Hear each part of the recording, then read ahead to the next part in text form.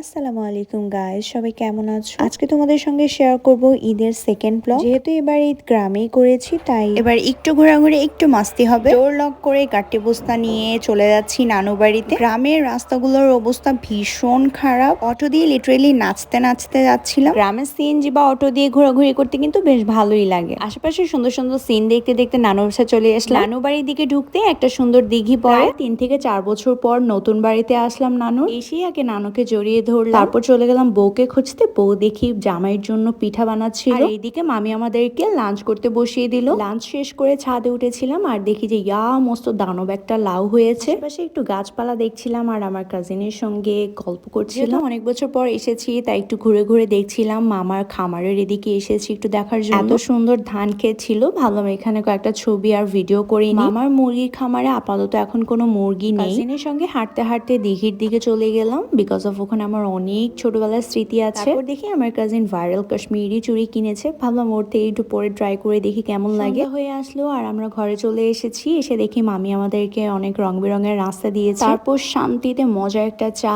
খেলাম। প্রায় 9টা-10টার দিকে বাসায় গেস্ট এসেছে। আমার কাজিনের হাজবেন্ড, দেবর সবাই এসেছে। নতুন জামাই এসে আমাদেরকে ঈদ সালামি দিয়ে গেল। সবাই সালামি পেতে ভালোই লাগে, তাই না? তারপর চলে আসলাম কিচেন রুমে। দেখি মামা অনেক বাজার করে নিয়ে এসেছে, যেহেতু পরের দিন হলুদ ছিল। যে বললাম নতুন জামাই এসেছে, জামাই আসার সময় বউয়ের জন্য জামা কাপড় নিয়ে এসেছে। জামাই বাড়ি থেকে বিয়ের সকল ধরনের সাজগোজ জামা কাপড় পাঠিয়ে দিয়েছে আগে, যেহেতু পরের দিন হলুদ, এরপরে বিয়ে। আর এই সবকিছু পছন্দ করে নিয়েছে বউ নিজে। এখানে বউ, শাশুড়ি, নানি শাশুড়ি, দাদি শাশুড়ি সবার জন্য জামা কাপড় ছিল। ফ্লাওয়ার প্রিন্টের শাড়িটা দাদি শাশুড়ির জন্য ছিল, আর এই শাড়িটা ছিল নানির জন্য। সাথে বউয়ের জন্য একটা বোরকা সেটও ছিল। এখন আরেকটা লাগেজ খুলে দেখাচ্ছে আমাদেরকে বউ নিজে। ফার্স্ট অফ অল গ্রাম থেকে শপিং করেছে, সেকেন্ড অফ অল হচ্ছে ঈদের আগ মুহূর্তে ওরা শপিংটা করেছে, তাই জন্য ওরা ভালো কোনো কিছুই কিনতে পারেনি। চুড়িগুলো আমার কাছে বেশ ভালো লেগেছে।